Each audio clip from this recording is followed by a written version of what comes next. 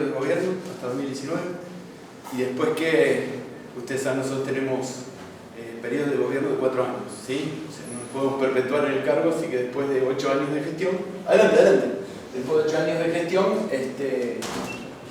nada, uno vuelve a sus actividades. Después, cuando terminé en 2019, pasé a formar parte de la gestión del nuevo gobierno del rectorado, Franco Bortolacci. Primero me ocupé de la Secretaría de Ciencia y Tecnología, que es un poco lo que yo desarrollo. Bueno, después las cosas de la vida y la política me llevaron a la Secretaría General, que es el lugar donde estoy ahora.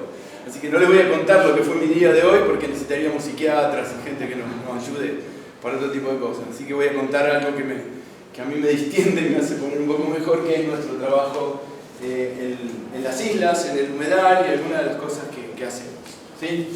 Bueno, yo trabajo en Facultad de Ciencias Agrarias. Nosotros tenemos un instituto mixto con el CET-UNR que se llama IICAR, Instituto de Investigaciones en Ciencia Agraria Rosario, ¿sí? Que es el único instituto de agronomía que hay en el país, les cuento.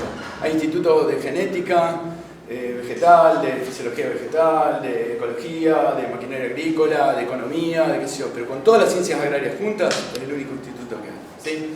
Entonces nosotros estamos muy orgullosos de nuestra maravillosa facultad y de nuestro instituto. Bueno, en ese instituto formo parte de un grupo que se llama GIECO, como León, que es Grupo de Investigaciones en Comunidades, ¿sí? Y un poco en Ecología de Comunidades. Y eso es a lo que yo me dedico. Específicamente yo trabajo con insectos, ¿sí? Que no son los animalitos que tienen más prensa, ¿sí? No son como la ballena franca, más oleada. ¿sí? No. La ley se ríe porque bueno, compartimos ahí cátedra mucho tiempo, pero estos animales son muy interesantes para contarnos qué es lo que está pasando en el ambiente. Muchos son especies indicadoras, ¿sí? que van indicando qué es lo que va ocurriendo con las alteraciones del ambiente. Entonces sirven como modelo para poder explicar muchas cosas. Igual yo les voy a hablar de insectos y de otros grupos más también, del trabajo que hicimos en el humedal. Bueno, cuando 2020, en el medio de la pandemia que se nos vino encima, teníamos que recrearnos, no había forma de comunicarnos, no teníamos expedientes digitales, abríamos la ventana y entraba el virus, abríamos la ventana y entraba el humo, ¿sí? Entonces, Perdón, Guillermo, ¿podemos usar el micrófono? Sí. Así en la grabación se escucha bien. Yo me pongo estriónico con el micrófono. No, dale. ¿Está? Ahí está. Bueno, como tengo bozarrón por ahí, a veces lo hago sin micrófono. Bueno, en ese contexto, mientras resolvíamos los expedientes y mientras tratábamos de ver la gente que estaba enferma y cómo producíamos alcohol en gel y bueno, cómo la ciencia podía dar respuesta a lo que estaba ocurriendo y todo eso, bueno, el humo empezó a consumir el humedal. Entonces nos planteamos la posibilidad de tratar de tomar alguna de estas islas, hacer algunas investigaciones y tratar de ver cómo era el proceso en el cual pensábamos que se podía ir recuperando, con esta recuperación un poco abierta, sin saber un poco qué era lo que iba a pasar en el humedal, ¿sí? Entonces, como no se podían cruzar a las islas de Entre Ríos, no podíamos ir a las islas que tiene la Municipalidad de Rosario enfrente, ¿sí? Que también están en litigio, una serie de cosas, porque la prefectura no nos permitía cruzar el río. Entonces buscamos una isla que haya tenido un incendio reciente y que se pueda ir. Y estaba Isla de los Mástiles, que queda enfrente de Granadero Baigorria, que es una isla de jurisdicción santafesina. Entonces ahí pudimos hacer un acuerdo con la prefectura para poder cruzar y empezar ahí a este lugar, ¿sí? Bien. Entonces, el título que le pusimos en realidad fue la titulación de una nota.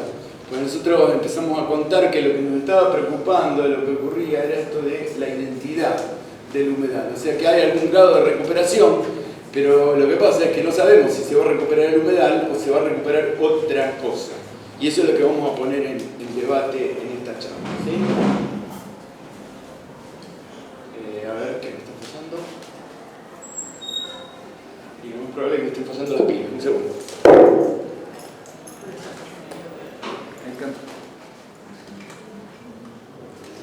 Es raro porque si esto sí. No, si no ya sé, lo voy a pasar de acá.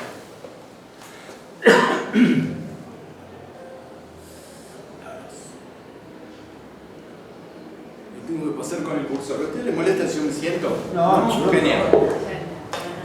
Bueno, ya ahora me empiezo a sacar el saco. Bueno, trabajamos con esto Ana Paula Carrizo, Clara Mitchell y bueno, yo que soy el último. Esta es la imagen del humedal que tenemos enfrente de Rosario, ¿sí? La imagen de la vegetación del humedal donde ven los irupés. Justamente en Isla de los Mástiles hay una laguna interna, ¿sí? Que se va por el canal del Kayakista, que tiene muchos irupés. Este es el humedal, y el humedal antes de los incendios ya se encontraba seriamente amenazado por el modelo productivo regional, ¿sí? Yo soy un agrónomo bastante crítico del modelo productivo que desarrollamos en la región pampeana, ¿sí? Y creo que a través de la charla se va a ir viendo eso. Ahora, estas amenazas que ya naturalmente, económicamente, tenían estos humedales, se vio agudizada por los efectos que tienen que ver con el cambio climático, ¿sí? Que no es un fenómeno que podría ocurrir, sino que es algo que ya está ocurriendo en nuestra región. O sea, el cambio climático ya llegó y estamos viviendo consecuencias justamente de ese cambio climático, ¿sí?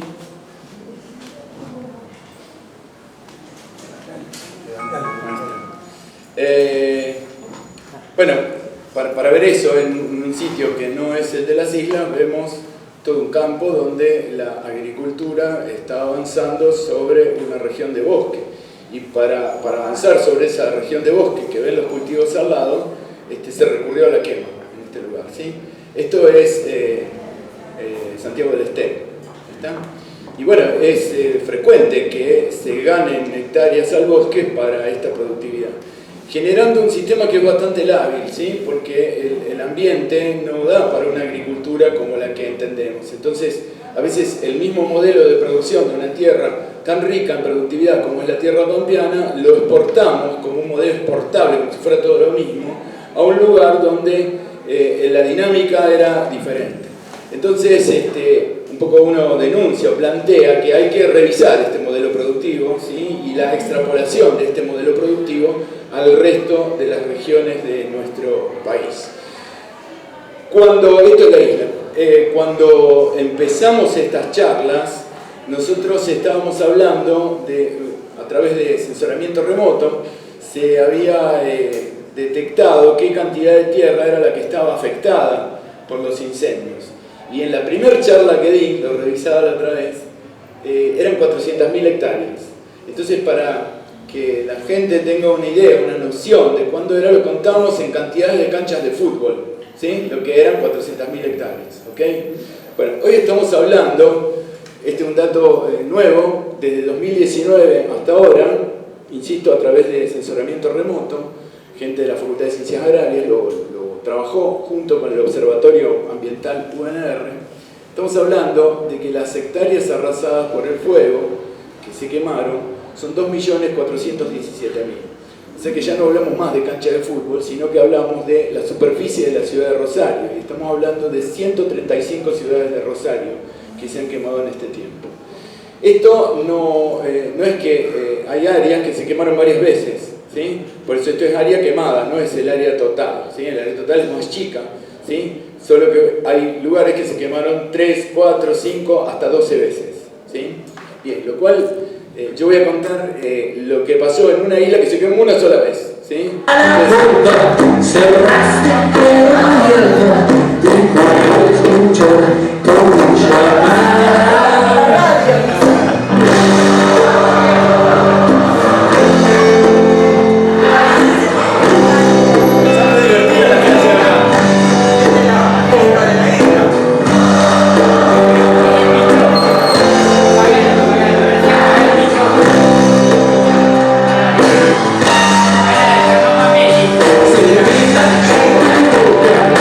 Bueno,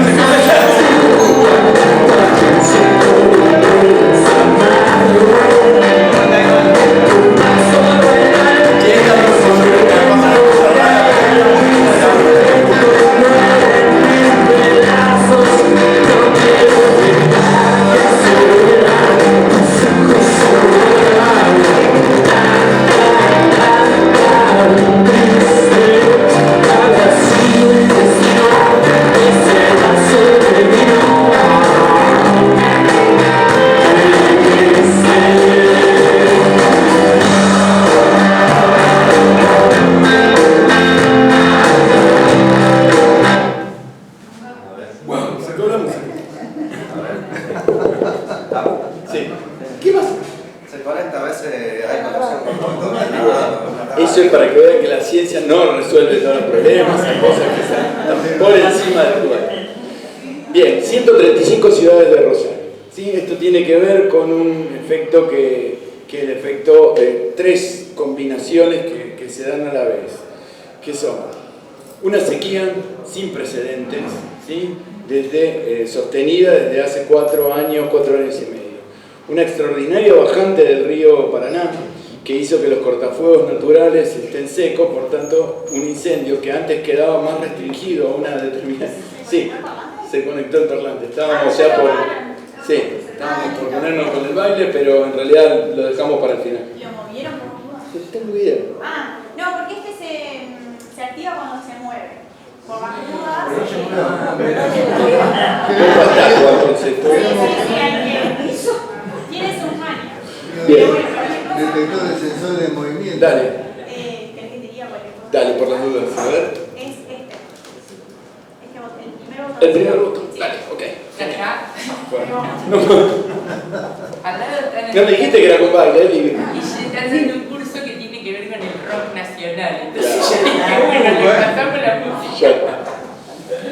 Bueno, la sequía, ¿sí? Como uno de los efectos. La bajante del río, ¿sí? De manera que el efecto de un incendio que quedaba más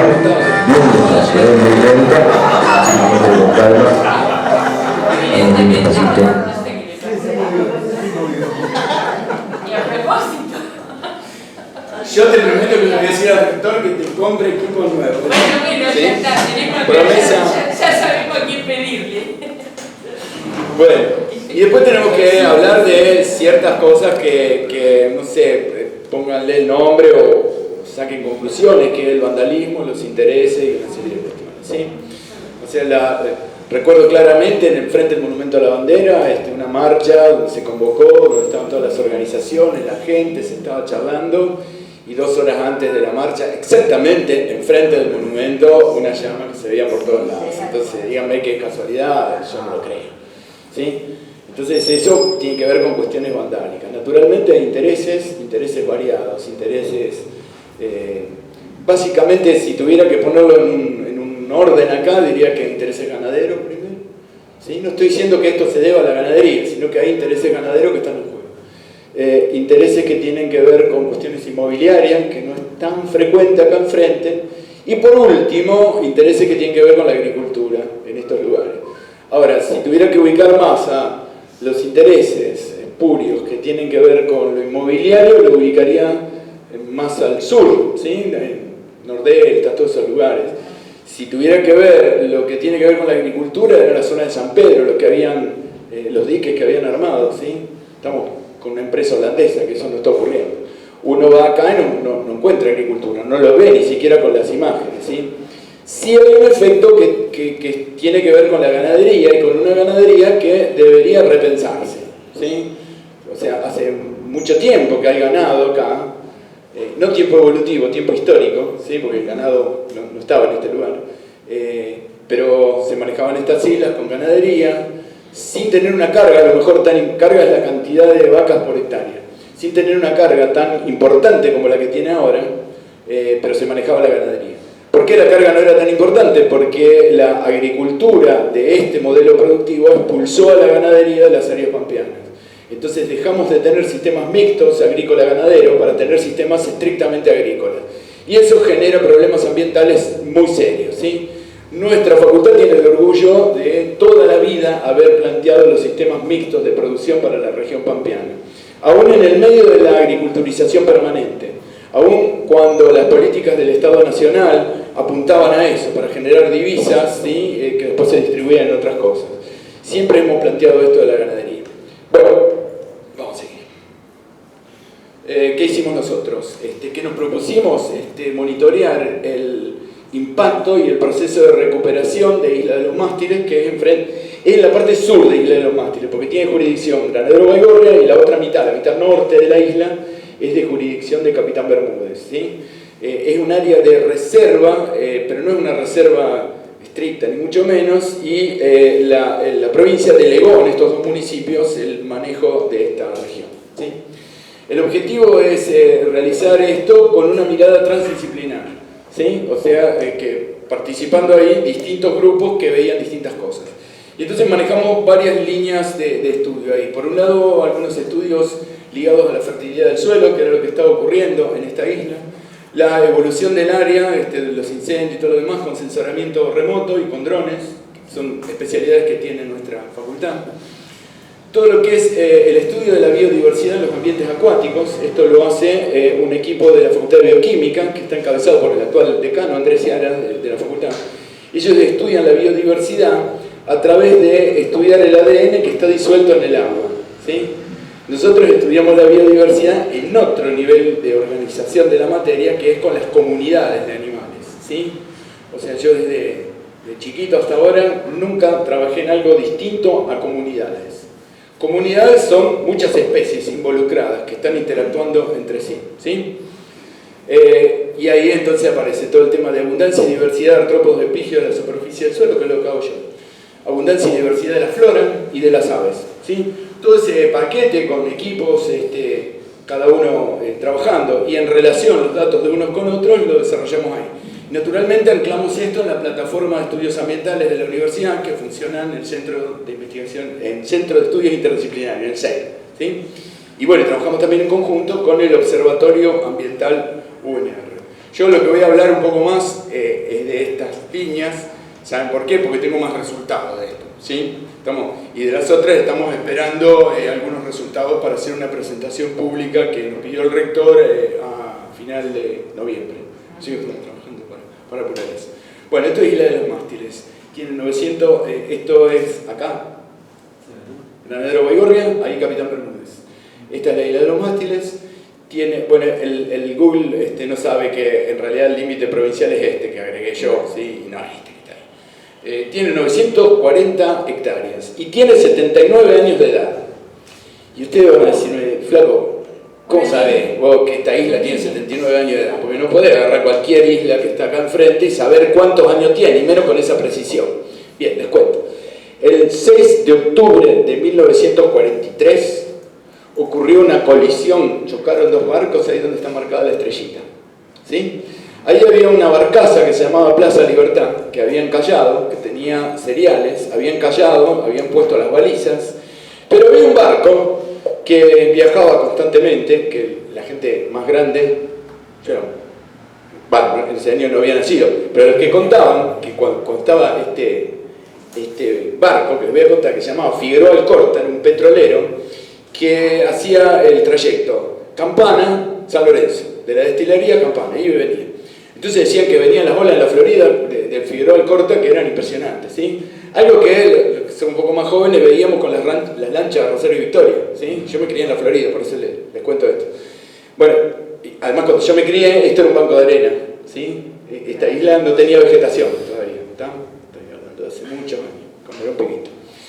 Bueno, entonces el Figueroa Alcorta se llevó puesta la barcaza, se hundió la barcaza. Cuando se hunde la barcaza, quedan dos mástiles para arriba, o sea que sobresalían del agua. De ahí viene el nombre, Isla de los Mástiles.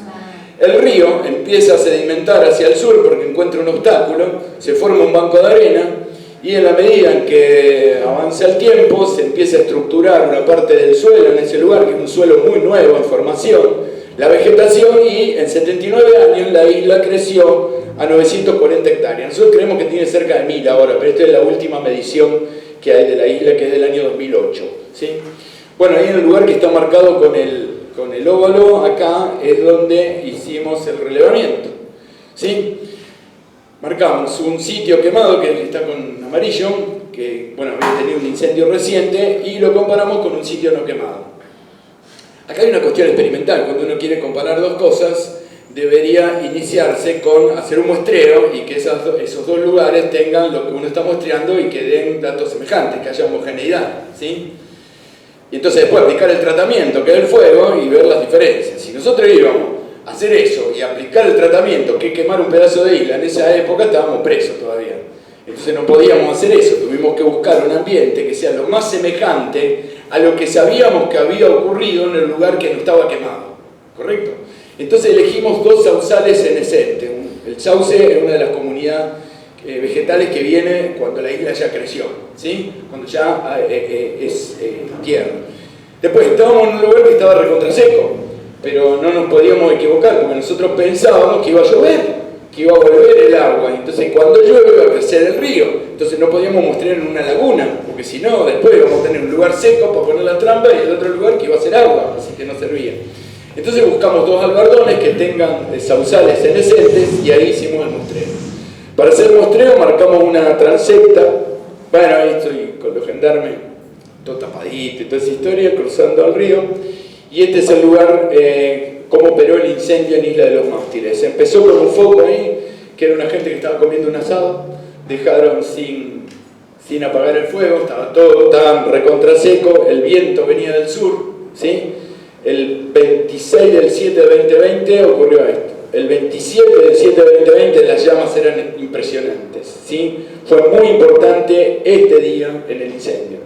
Y ya el 28 del 7 se había quemado y bueno, se estaba apagando el fuego. O sea que fue un solo incendio el que hubo en este lugar. La temperatura a nivel del suelo en este lugar estimamos que alcanzó los 800 grados centígrados. Eso produce un encostramiento de la superficie del suelo. ¿Vieron los ladrillos esos que son rojos, más blanditos? Le decimos ladrillos bayo, ¿sí? Esos ladrillos, eso es lo que pasaba en una capita por encima del suelo. Cuando vos vas por estas islas normalmente y tienen agua, vos sentías el chasquido de la bota con el agua, ¿sí? Acá sentíamos el crujido de esa capa cuando estábamos caminando por encima, ¿sí?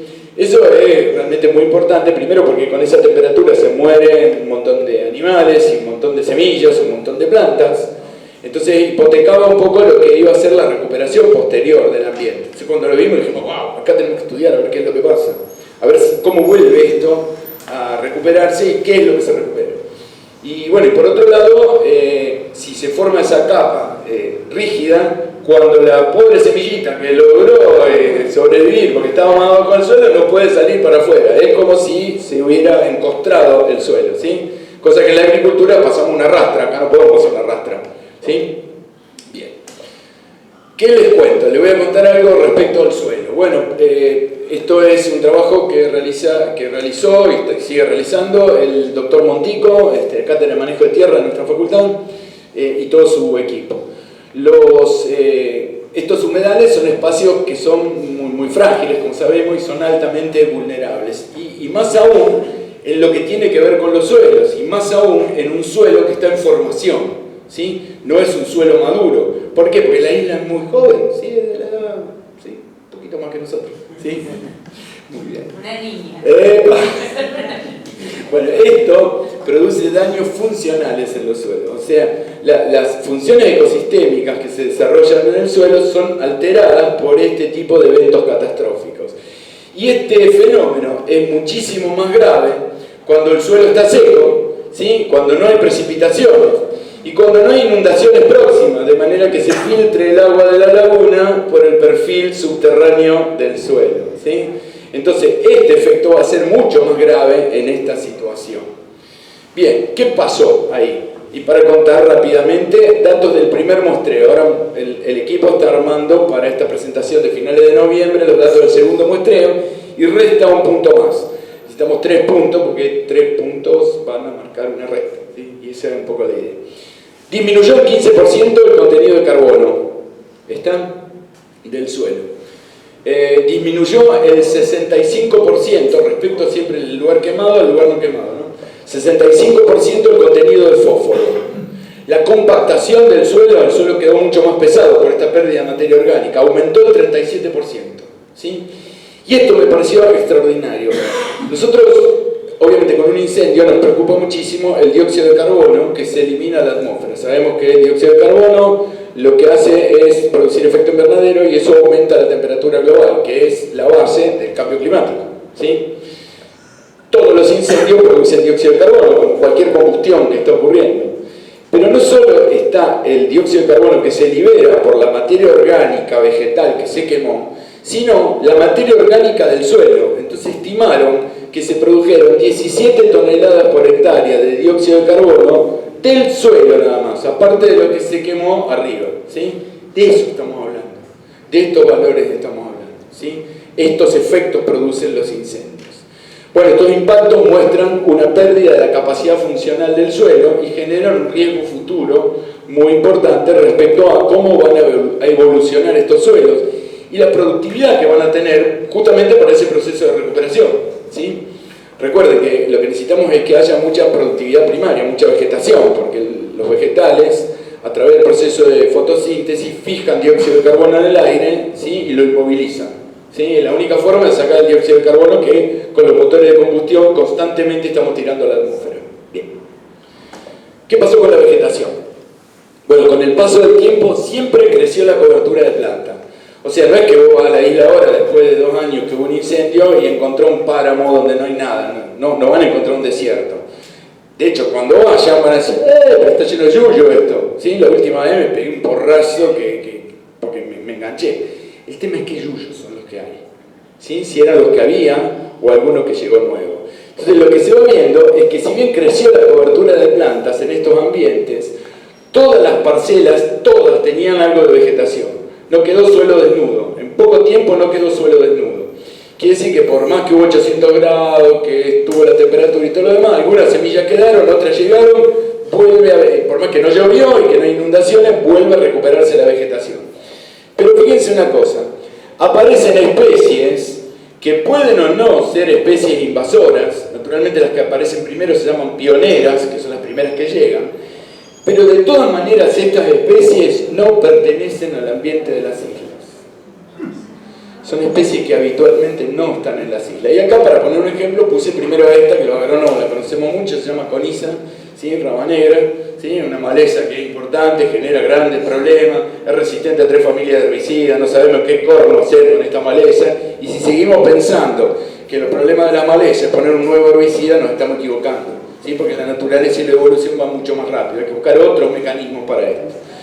Miren esta que está ahí, que está germinando. Esta plantita se llama acacia negra, Cledicia triacanthus. Es una especie que entró a la Argentina en el año 1850, ¿sí? Es una especie invasora, y este es el árbol que tiene estas espinas grandotas.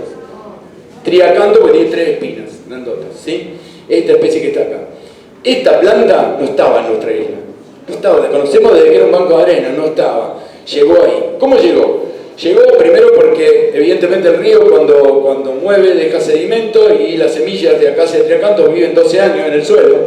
Por tanto, en alguna inundación que ocurrió alguna vez se estaba la semilla. Y además llegó porque las chauchas son unas chauchas negras parecidas al algarrobo, que tienen una sustancia dulce, entonces las vacas se las comen. Cuando las vacas se las comen, después cuando la vaca defeca, la semilla está escarificada y de la misma bosta se ven las plantitas que están emergiendo. En este caso, en la arena de un banquito de arena estaba la semilla y ahí están los 2 cotiledones y está saliendo la plantita, ¿sí? Estas eran especies que no estaban en nuestra isla. Encontramos entonces estas especies, bueno, esta última que les dije es una especie invasora y estaban casi ausentes antes de estos incendios. Entonces lo que nos cuestionamos acá, o lo que vamos viendo, es que las especies exóticas podría ser de la Argentina, pero no de ese lugar, exótica de ese lugar, ¿sí? Yo siempre discuto con eso porque a veces discutimos cuáles son especies nativas y cuáles no. Entonces, si yo quisiera forestar las ciudades con especies nativas de la región pampeana, con árboles, y estoy jodido porque no había árboles acá, ¿sí? Esto era un pastizal. Entonces ponemos especies que venían de ecosistemas que están al ladito, ¿está? Entonces no hay que ser tan facho con eso de las especies también son ciudadanas del mundo, me parece. Hay que pensarlo con un poquito más de criterio. Guille, una pregunta. Sí, porque el ombú, ¿por qué no se genera ombú? Porque se secó el último que yo veía por la calle Mendoza, gente viniendo a Juni que me tiene preocupada. Bueno, no. El grandote que estaba en el paso a nivel de Mendoza, ya no sé el nombre. Sí, es lamentable, al lado donde está la garita del paso a nivel. Claro, Sí, bueno, se está muriendo. Bueno, Pero, yo a veces creo que se secó por cuestiones naturales. sí, probablemente es muy viejo, no sé la fecha de pero no es una planta que tenga problemas de volver a reproducir. Lo que pasa es que desaparece de la ciudad. Ahora, ¿no podés comprar un ombú? ¿Dónde consiguió un ombú? Hay algunas personas que están haciendo viveros de plantas nativas, etcétera, ¿sí? Y de a poquito lo podemos poner.